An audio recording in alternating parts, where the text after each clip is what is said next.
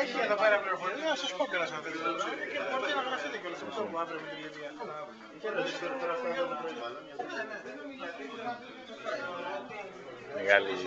Μεγάλη ιδέα.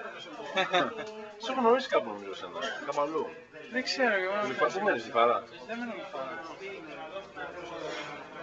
Μέναμε και στη Φάτσα. Πού μένεις? Για Παρασκευή, δεν είμαι από. Άντε, δικό.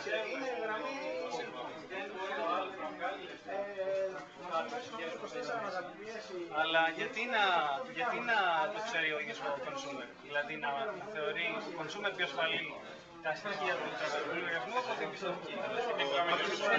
Αλλά κάποιοι consumer λοιπόν να το καταλάβουν. Ουσιαστικά δουλεύει σαν escrow service αυτό. Ένα είδος escrow service.